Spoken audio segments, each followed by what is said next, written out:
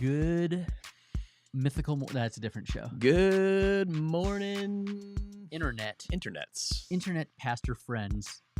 Hear ye, hear ye. We're here. We're gathered here today. We've been here for more than an hour and a half, and yet we're still 20 minutes late. I just looked at the clock. Also, I moved that. all of the gear in here after church yesterday, so we didn't even really have to set up this morning. I thought you came in early. No, I did it after church yesterday, and yet I was so proud of you. Here we are. Somehow we're running late. I don't know. We've had a lot to do. We've had some important things to discuss. We hadn't seen each other in a couple of weeks until yesterday, which we didn't really get a chance Sunday. to talk yesterday. Because we didn't. We were doing other things. We were talking. Let's talk about that later. We were talking, just not to each other. But that was yesterday. And yesterday was Sunday. Which makes this the morning after. Welcome to the Morning After Ministry Show, a caffeine-fueled look back on the week and ministry that was.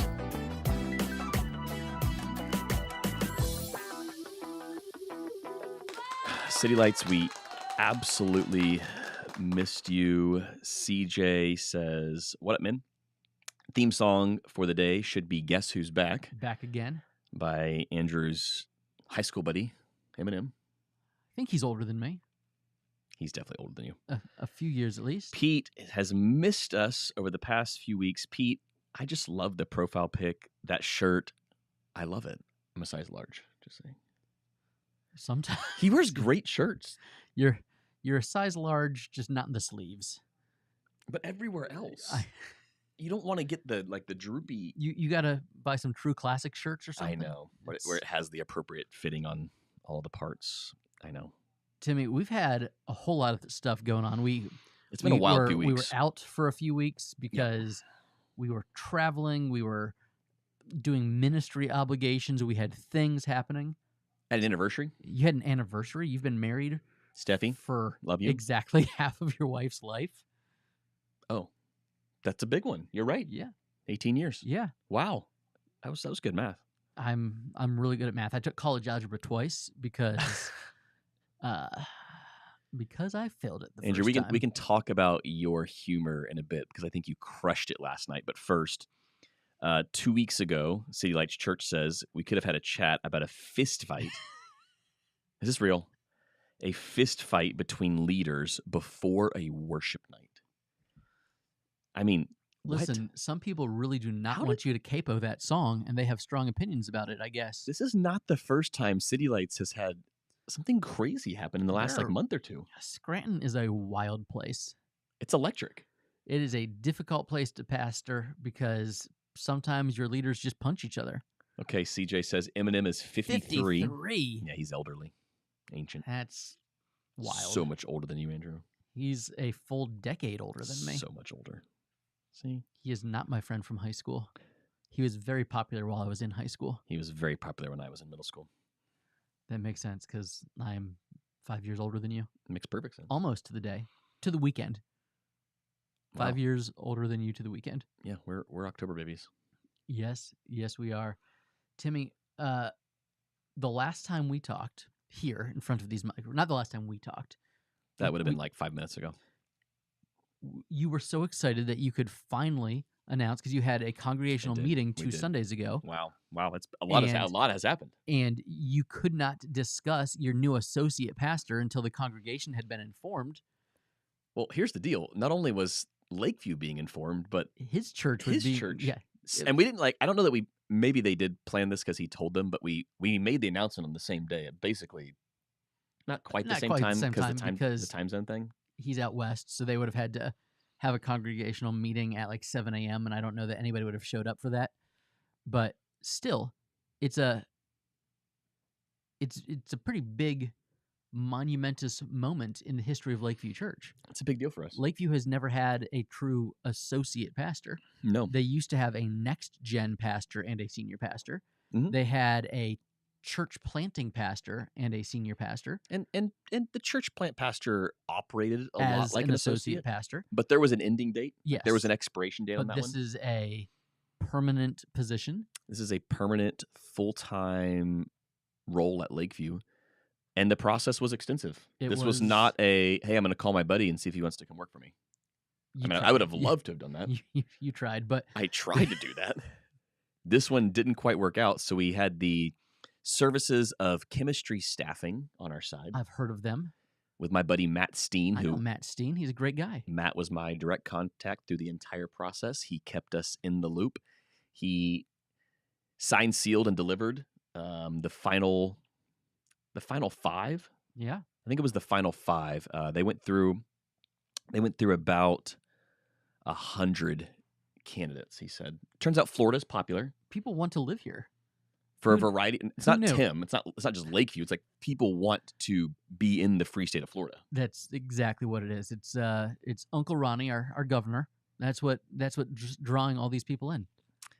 So Earl, I just saw what you have to say there. No, it's not Riley, I'm because hoping it's right. Riley has a He's got a new great position job. up in Georgia. However, this is an associate pastor of worship and discipleship. Mhm. And if Riley was leading a church in worship on a regular basis, that congregation would dwindle real quick. He's got a lot of gifts. Music is not necessarily one of them. That would Great guy though. love him. That would have been an issue. Riley and I had a great chat 2 weeks ago, talking through the revitalization process and kind of the Lakeview playbook, so to speak. Yeah. It was really fun. I think we can have a separate conversation on this, of being in a different stage of life as pastors, where Yeah. we now have those conversations more than the ones we used to have. The conversations of, hey, how do I do this? Yeah. And- Which we still and- have those. Yes, There's still plenty of but those. it's weird because in my brain, I'm still like the very young senior pastor. And it's like, oh no, this is my 10th year here. Wow. And there are people 10 years younger than me hmm that think I have something to contribute to them. That's It's scary. really weird. That's scary. It's weird to be old. It's what we do. That's what we do. So Andrew, we went through this process. We really started it. I mean, Yeah. that I started this process about a year ago. Yeah. We knew that it was basically right when Frank gave us the Cross and Crown launch date. hmm So we knew, okay, here's how much longer we have Frank as a regular preacher at Lakeview. As the number 2 communicator. Mhm. So Frank's been preaching at least once a month Yeah. since he's been on board at Lakeview. Now, technically he Since has not December of 24. Yeah. Technically, he has not been on staff at Lakeview since January 1 of this year. I've still However, been preaching he until yesterday.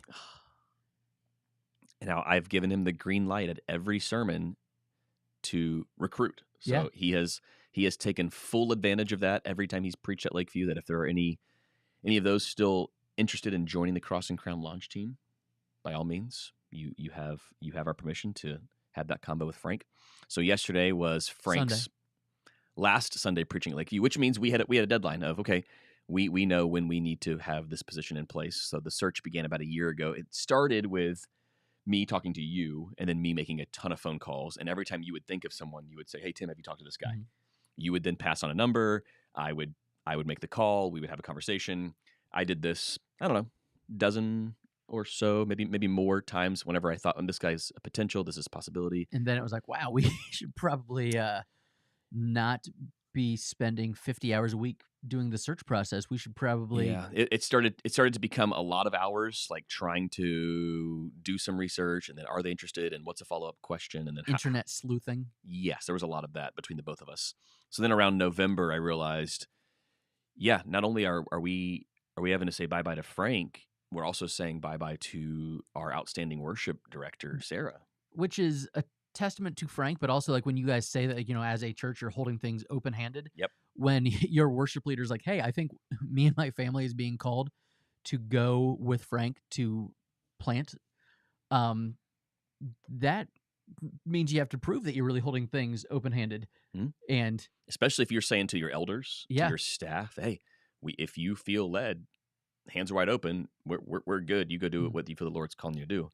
There have been other pastors that I've talked to that have said that's a little bit crazy. but now 90% of the microphone time on a traditional Sunday morning, or not a tradition, but 90% of the people that touch a microphone that are not you are leaving That's at right. the same time. So Frank's last Sunday was yesterday, which was Sunday. Sarah's final Sunday is coming up at the end of May. So again, Okay. Wow. the timeline is here, like, that we are under the gun. The end of May is in 2 weeks. Yes, two more Sundays with Wow. Sarah. So about November, I realized that we might need help here. Like my Rolodex was running thin Mhm. by about November. We had a guy that I thought maybe, and it just fell through. So I was like, okay, I was back to square one. So in November, I went to the elders of Lakeview Church and asked if we could bring on chemistry staffing. So we had Matt Steen come out. I think he did a Zoom with us to tell us about the process, what they do, how they benefit the church, and how they come alongside the church, and how they save us a lot of hassle in the beginning. Now, we still had a lot of work to do in the end, but we were helped out very much. I mean, I don't know that we could have done what they did in that short a time frame. There's just no way. It's one of my weird hobbies is looking at job You do this often. postings. Like, you know better than I do.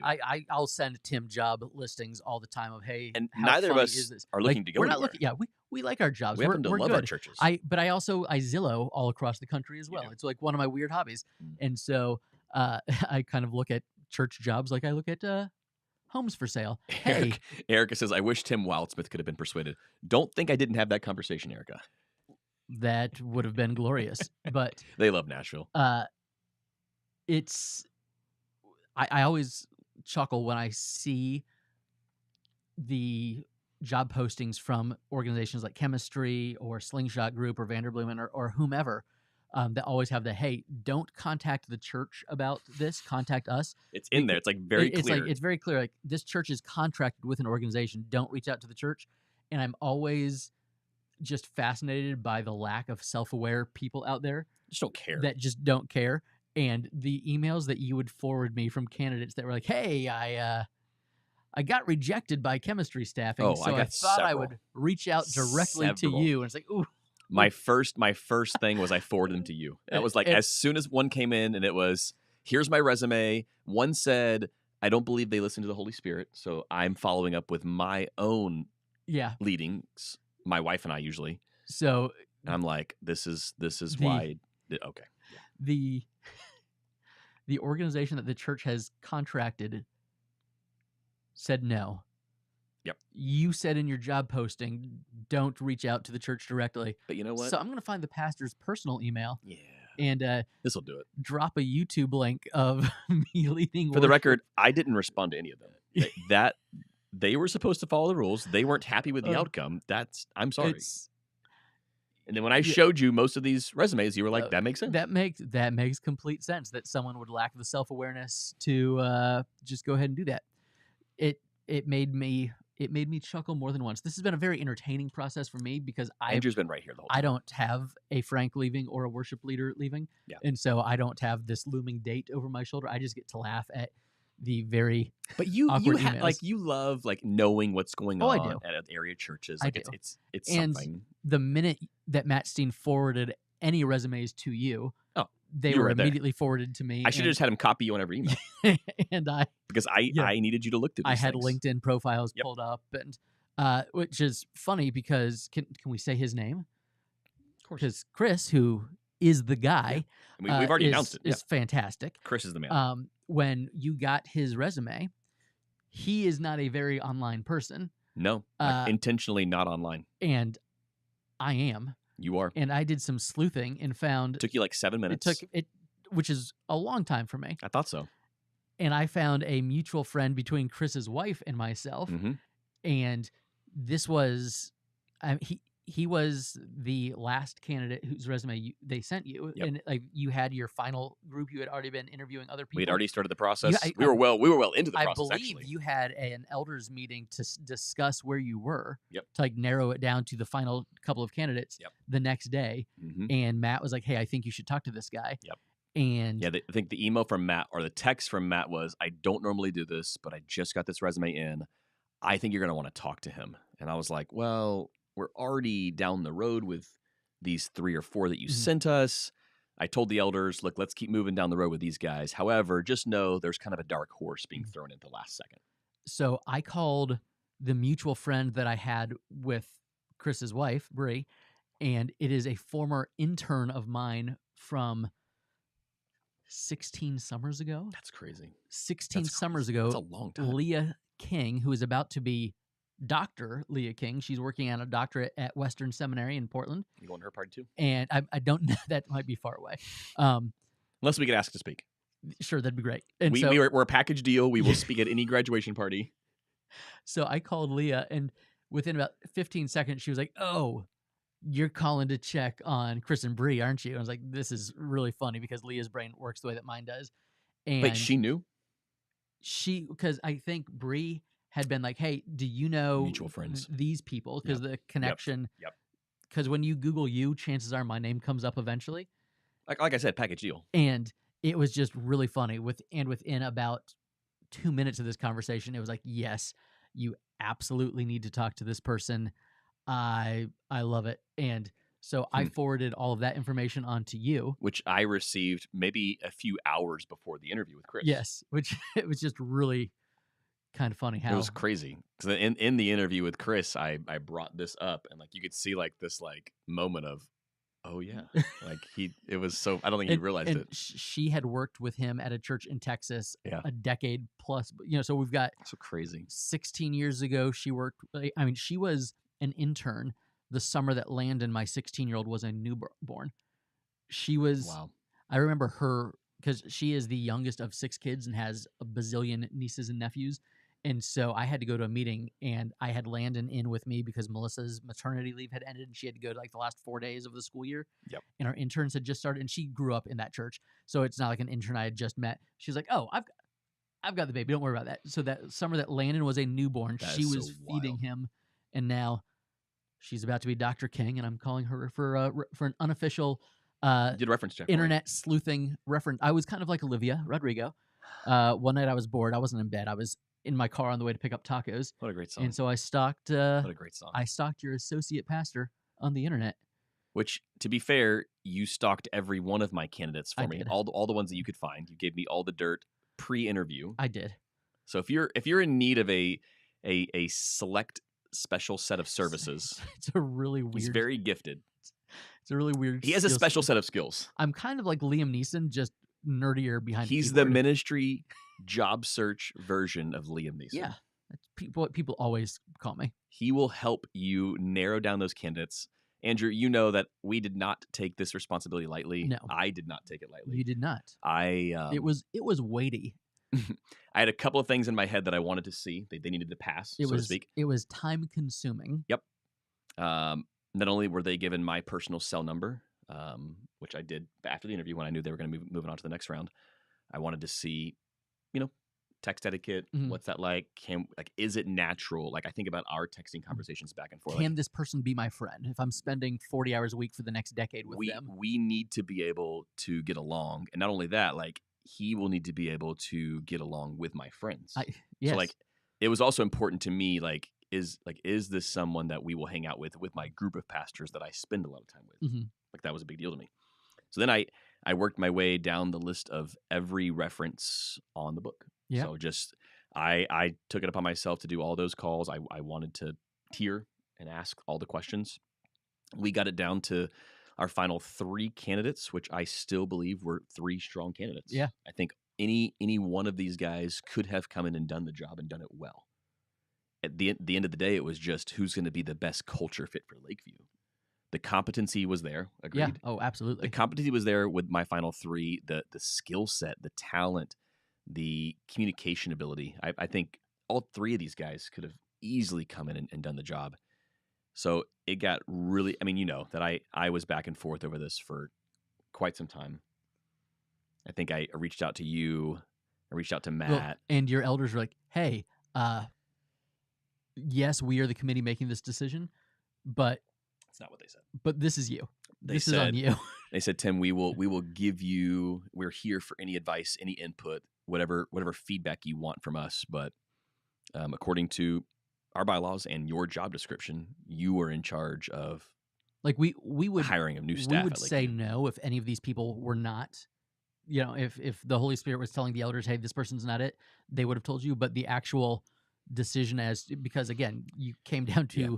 Oh, three yeah. very strong candidates. No, absolutely. Like they were very clear. If it was a hard no, they would have been like, Yes. Tim, this is not going to work. But we all felt good about our final three candidates. So Yeah. it really was, Tim, here's where we're at. If you want to have further conversations, that's fine. If you want to, do a face-to-face, that's fine. But we trust you with this decision moving forward. No pressure.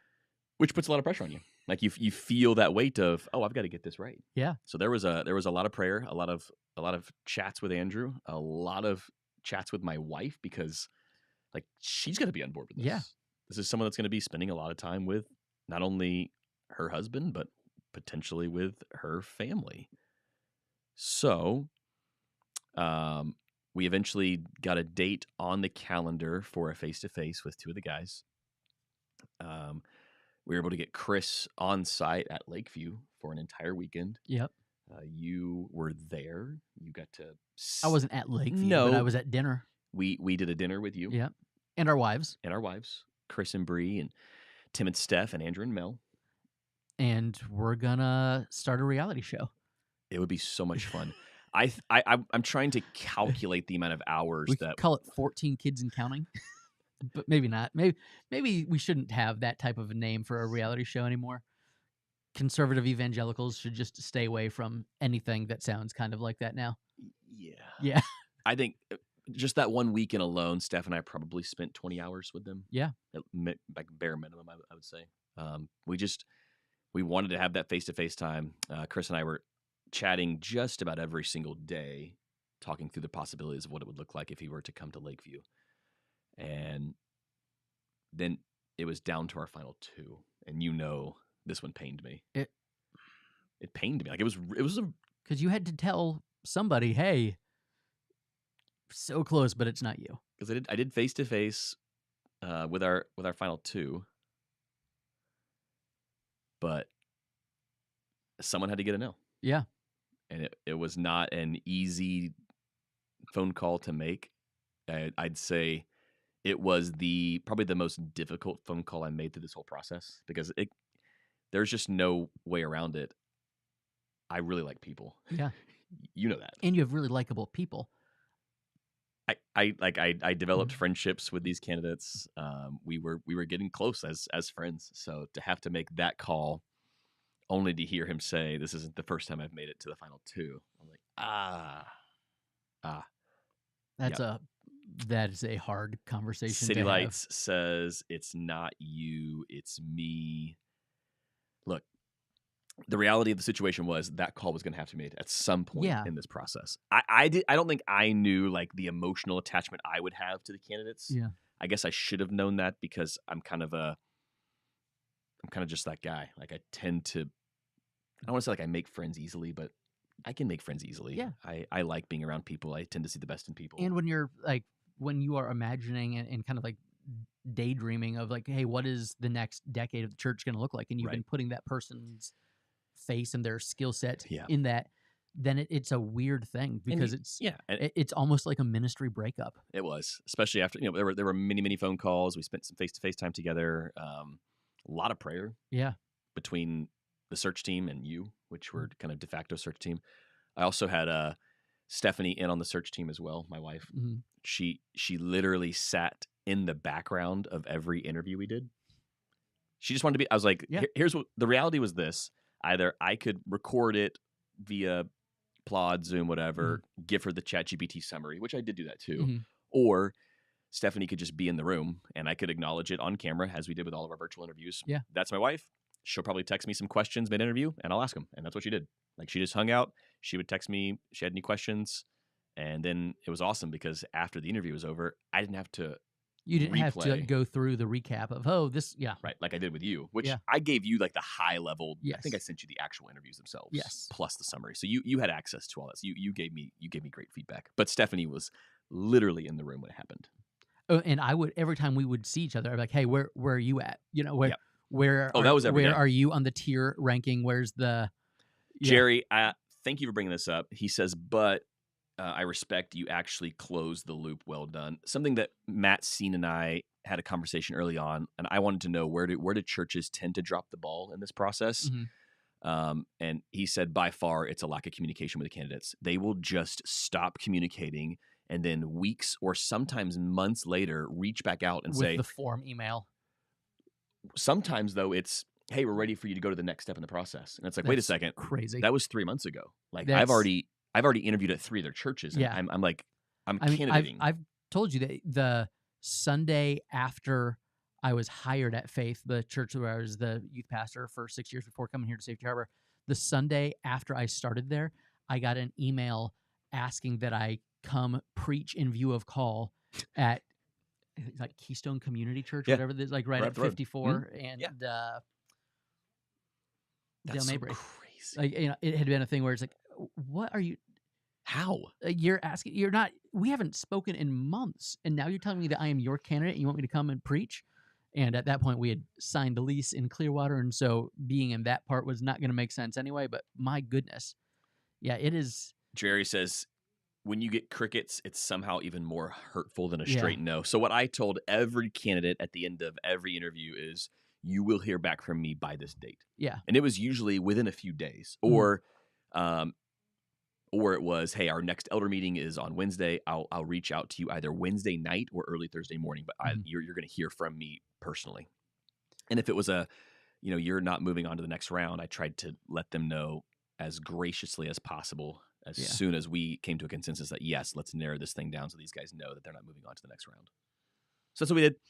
I do think probably with my final 3 candidates, I maybe waited a beat or two longer than I should have. It was like maybe a day or two. Mhm. I think I knew within a day or two, and I was just trying to, I don't know. But you're also like building yourself up for that conversation. Like I had to work up the courage. Yeah. Because this is not a normal phone call that I make. Yeah. Like I've never done this before. Like Yeah. I've never gone through this process. This is literally my first time making these types of phone calls of, hey, I actually love you a lot, and I know God's got something awesome in store for you. That awesome thing, however, is not Lakeview right now. Here. That kind of stinks. Yeah. That's not fun. That is not a fun conversation to have. Laura says, hi, boys. Joining late, but I'm dying to know Stephanie's clarifying and discerning questions. Oh, Laura, we should go to lunch. You would love to hear all of Stephanie's thoughts. A lot of Stephanie's clarifying questions were actually around the protection of me, which was good. But you guys like each other. We do. It's a We're weird thing. We're kind of obsessed. Laura, you would actually love to pick Stephanie's brain on this. She had so much fun in this process of getting involved. Where did you guys weigh? Because this is kind of you're stepping into 2 different roles. You're associate pastor slash worship leader. So the plan is 3 Sundays a month this person is leading worship. 1 Sunday a month this person is preaching. Which means there was 48 of the 52 Sundays you are on stage. You are not on stage 48 of the 52 Sundays a year, and this person will be.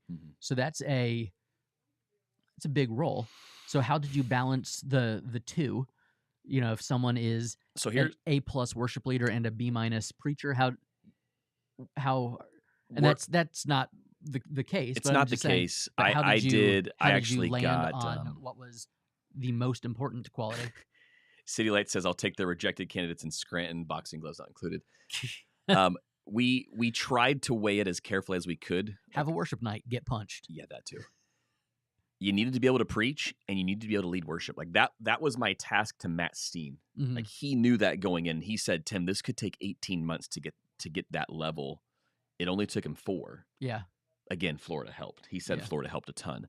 But going into it, it was they have to be gifted at both. Yeah. Like I know it's a unicorn, so we actually had a backup plan.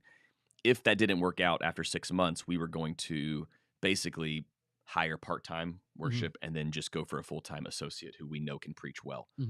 But we asked for basically a unicorn. We were given 4 or 5 unicorns. We also knew that because this guy's going to be on stage a lot, he cannot lead worship while preaching. Yeah. Like that's not a possibility. And I didn't want to put that pressure on our volunteers to, hey, at least once, maybe sometimes twice a month, you're going to have to, like our volunteers will have to lead an entire Sunday or 2.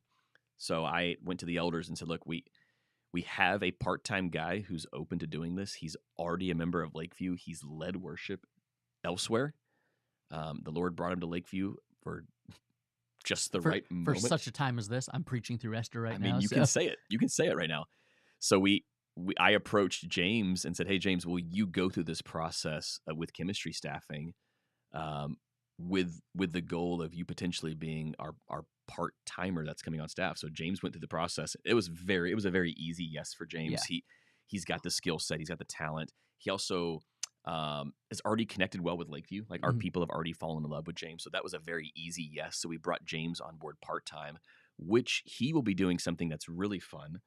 Not only will he be leading worship on Sundays, specifically the Sundays where Chris is preaching, he will also be leading worship every Wednesday for our student ministry. There you go. So we've tasked him with building out our worship team in student ministry. And that gives you... The idea is a deep bench. I was going to say a minor league system. That's not, but it's raising up future worship leaders in the church as well. We want students on stage on Sundays, and we thought, man, what a better place to start than on the student ministry stage on Wednesdays to get trained up by James, who just so happened to be on staff at another church. Get this, his role was youth worship leader. So he was already in charge of doing student worship at a much larger church out in Seattle. So it's in his skill set. I worked at a church once that had a full-time youth worship leader. Can you imagine that? That was wild. We also had 4 full-time middle school pastors. That's so crazy. There's not even 4 full-time middle school grade levels, and yet there were 4 full-time middle school We don't pastors. even have 4 full-time employees at Lakeview. That's crazy. That's wild. That is so, well. I'm so wild. I'm glad we can talk about it now. I'm excited to have Chris here with us some Mondays coming forward. He's already agreed. He's in. So Chris has accepted. He will be officially starting June 15th. He has to move about 2,000 miles. He's venturing across the country from Sacramento, California. I've heard of it. All the way to the Sunshine State. There we go. Free Sunshine State. Yes. You don't have to pay for the sunshine. It's free. There's a lot of other free things too. Housing isn't cheap, but the sunshine's free. Housing is not cheap, but the Lord opened a few doors there too, and they were able to secure a really sweet place. Nice. Thanks to some awesome Lakeview realtors. Lakeview's sweet like that. You should have a Lakeview Realtor Association. Lakeview's just sweet like that. So we're stoked to get Chris on board. He and I have been chatting every day. He was texting me yesterday. What a guy. Asking how the anniversary weekend went, and it was really sweet. So in just a few weeks, about 3-4 weeks? I think he comes in the week before that. So Chris, if you're watching, if you're bored, that week you come in town, Andrew and I would love to take you out to lunch. I'm ready, especially if Tim's paying. Introduce you here to the Morning After Ministry family. That's where all the cool kids hang out on Mondays. The comment section gets wild. We'll let them just go off the rails and ask whatever they want, and we'll have a fun get-to-know-you session. There was one idea that someone on staff floated around. It was a version of the Spicy Chip Challenge, where us 3 on the Morning After, we do a spicy wing challenge where we have to answer your questions while eating potentially the spiciest wings we can find. Timmy, I've got some heartburn issues these days. Like I went to the emergency room back in August, and So you're not open to the meet and greet spicy wing challenge. I'm not open to feeling like I'm having a heart attack. It's very painful. So you could ask the questions. I mean, you can moderate. Maybe. While Chris and I'll eat partake. I'll eat Caribbean jerk wings from B-Dubs. That's a thing. Pete says yes. Maybe we'll bring in Pete to help with this episode. I mean, I do love being on camera. I know you do. So, speaking of Pete, did you know he wrote a book? I did. I'm just saying. I may or may not have been given an advance copy. I may or may not have written a foreword for the book. It's pretty exciting. It's coming. Pete, as soon as the book is in hand, we want it on the show. Like you got it. It's that good. It's that good. Tim, I did not have that whole lengthy process. You did not. But last weekend, I went to Texas. You did? For 36 hours. Now, did you tell your friends in Texas? Because you have a history of this. I put it on the Book of Faces, and I said, hey, everybody. And I knew exactly why you did that. Because the last time you went, you were a jerk. And someone reached out and said, wow, you were 3 miles away from me, and I didn't know. It was Earl, and he texted me, guess when? When I was on the plane coming home. Earl, that's on you. That is on you. I was in Texas for a grand total of 36 hours. I landed at 8 a.m. Friday morning, and I was preaching on Sunday morning. I would have been there longer, but my kid was the lead in a school play. Christian school plays are just fabulous. It was the prodigal son as a circus metaphor. He was the prodigal clown, Oh, and it was exactly what you think it would be. But Yep. nevertheless, when your kid is leading the school play, Yep. you don't get to leave Thursday. You have to go out Friday. So, but I had an event I was required to be at by 10 a.m. Friday morning. And so I landed at 8 a.m., got to South Dallas by 9:30 a.m. and had all of the things. And Timmy, I didn't go to my graduation 10 years ago when I graduated from Dallas Seminary. you get a lot of little ones. I did. It was very and difficult. It was a whole ordeal. But Tim, you'll never guess what they gave me. Hopefully a diploma. Hopefully something shiny, something beautiful, something meaningful. I don't know where the other one went. I have two of these, and the other one must have fallen. They gave me A baton? a baton.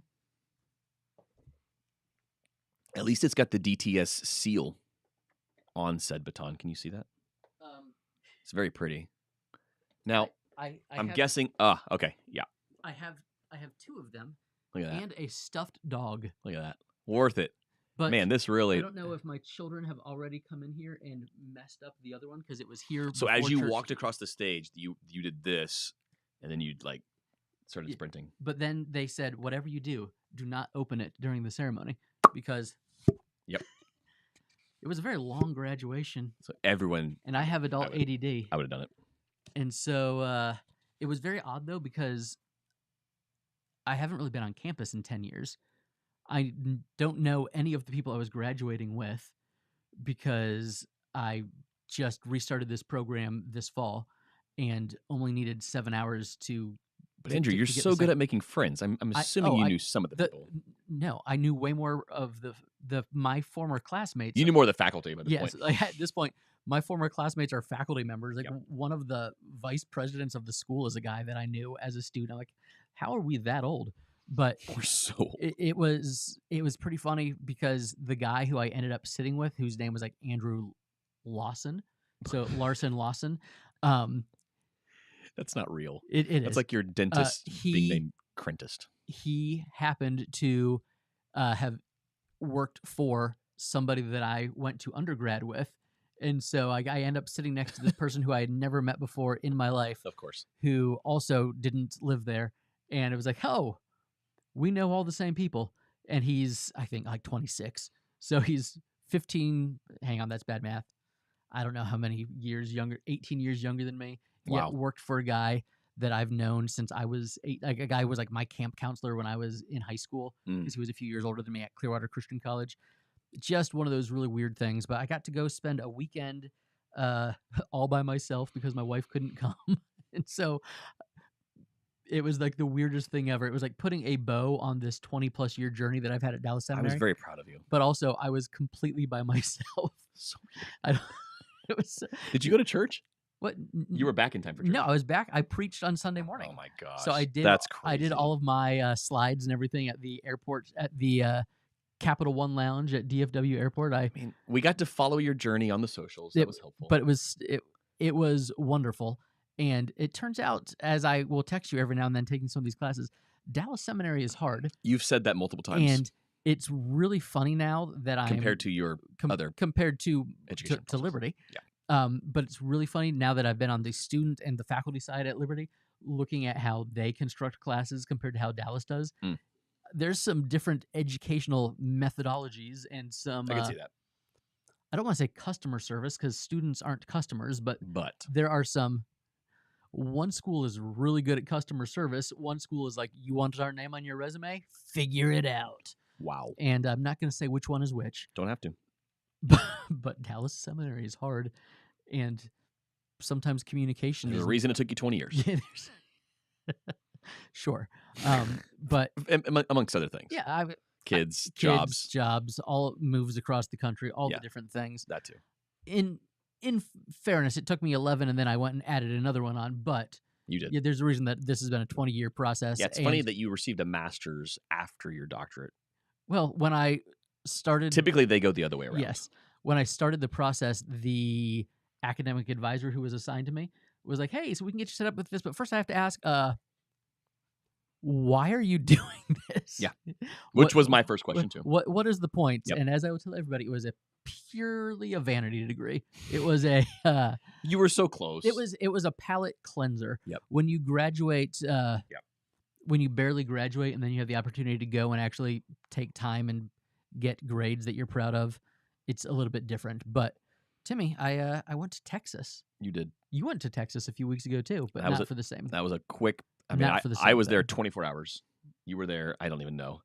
Our boy Chris, did you know he's from Texas? He is from Texas. CJ says, live Q&A with new guy Chris. I'm planning on it now. Matt's all in. He can eat spicy anything. Steph says, I can ask some good questions. I have some good ones. Steph, we know you can. We might need you to help moderate this. If I can get Andrew to eat a couple of spicy things and not worry about a heart attack. Okay, Mike, I should have known this was coming.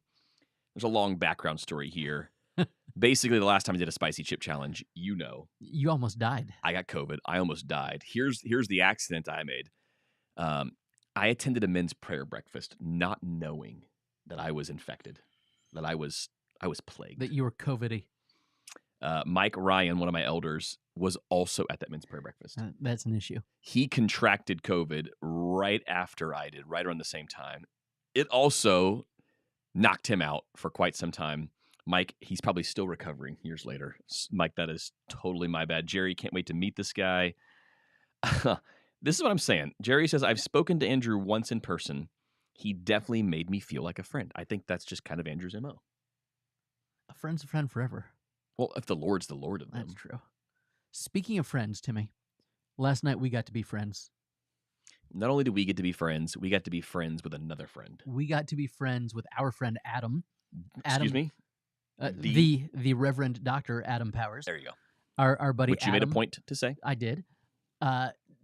Just graduated Friday from Reformed Theological Seminary with his Doctor of Reformed Theology and Ministry. Very smart. And we got to be part of his graduation celebration. How did that happen? And we were each asked to speak. How? There were a lot of people there. There was the room was full and at of one point I was very like, important people. We were not two of them. and yet we were given a podium. I would say we were given a microphone, but the microphone was there on the podium. I never knew how they did that. It was a podium mic, but it was flat and it picked up. It was great. Like I could hear perfectly.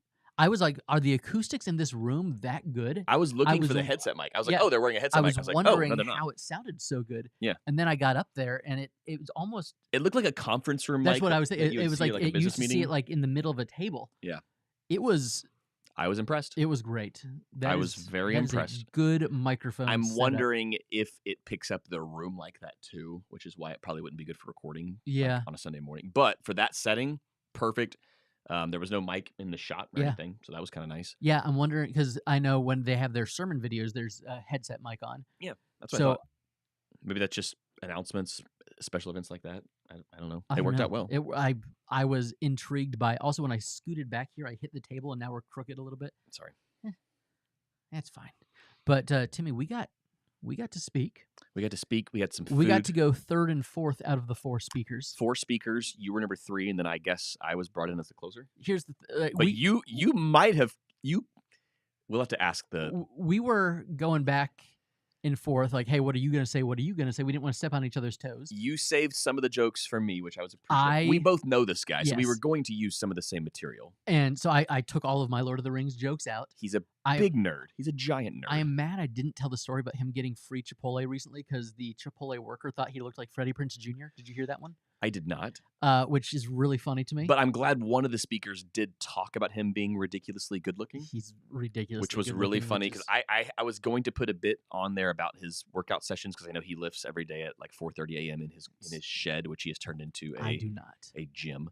I left it out though because it had already gotten mentioned. That was just one thing. You actually could have done it. I could have. Because the humor that you chose, so our humor was a little bit different. You went the route of what I think you do probably more often than not, which, again, 101 from a preacher, this probably is 101. Like, you should be doing this. It's the idea of putting yourself down, so to speak, not making yourself the hero of the story. Yes. We like there was a hero in the room last night. We were celebrating this guy for graduating.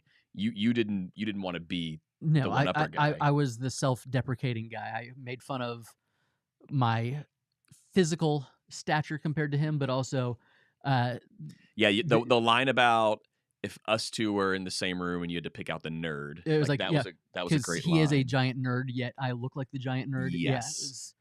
Yeah, Now, had you had the weight you had on you about a year ago, your humor would have been even funnier because fat guys are funnier. I'm sorry. Is that not true? So this goes to what we were talking about a few weeks ago. Am I less funny? Like when Jonah Hill lost all the weight, I'm like, oh, no, that's He's funny. not funny anymore. Chris Farley was Chris Farley. Like, you know why? So I can big guy, I can coat. be taken more seriously as a preacher now that I'm down 60 pounds, but I'm not as funny as. I mean, that might be worth me putting a few pounds back on. You know how you were still funny. I want people to get saved, but I really want them to laugh. No, the room was laughing. It was great. I think I called you a jerk on my way up because I didn't think you were going that funny, and it turned that funny. I was like, dang it! I was gonna try to go. My for that manuscript wasn't that funny because we had sent each other what we were gonna say. But then I texted it to you, and you brought your iPad, and I thought, oh. Wait, what were you going to use? I was just going to use my phone. Oh. We ended up sharing an iPad. So I used Tim's iPad. Melissa was like, are y'all sharing? I thought, man, I could be really funny, and I could just read Tim's. Oh, I would have killed you. And then well, I would have literally murdered you. I would have been so mad. That would have been really, really glad funny. I didn't think about that. If I thought about it. I was talking to Sam, who we were sitting with. I'm like, man, I could just. Oh, I would kill. I could go through. I could take all of Tim's jokes, and just leave him with the serious thing. But I'm glad you didn't do that. So we went with the funny. Which is good that we went last because the guy at the beginning went with the serious. Very serious. And we're looking at each other like, oh no. I thought we might be in the wrong room. It was a 7-pointer. I was like, oh my gosh. Were we supposed to be serious here? He had like Bible verses and prayers. I don't think you bring in Tim and Andrew and because I was you like, want the serious. I don't know. Ha ha ha. Adam's smart and handsome. I think I even tried to pull out like a Lord of the Rings voice at the end there. Did you see Will Ferrell as a Hobbit on SNL? Oh my gosh. All the Will Ferrell stuff recently has been popping in my feed. He was hosting SNL this weekend, and there was like a Lord of the Rings sketch. There's another sketch that we can't talk about, but I think you know which one I'm talking about. There was a medical sketch. There was a mishap in a surgery that I watched last night, and I also let my laughing way too hard. 16-year-old stay up to watch SNL for Will with Dad because Will Ferrell was hosting, and the best. And when there's a Beatle, how many more times do we have to see a Beatle play live? True. And so, and when that is the first sketch, I need to show my son. He will find it humorous. My child laughed very, very hard. Probably harder than he would have if he was in the room last night. I guess I need to see the Lord of the Rings sketch though. I was hoping Adam has seen it. I don't know, but we'll send it to him if he hasn't. It was great that we got to do that thing together, but it's also like, yep, people just associate Andrew and Tim. The best together. part was like Adam was thanking everyone in the room, and he was like, all the individual thank yous, and he got to the speakers, and he's speaker 1, speaker 2. And then he got to us, and he said, and Andrew and Tim?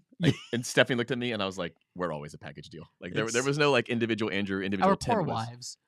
Because they knew. They think that they're the package deal with us, but no, the world sees us as we are the package.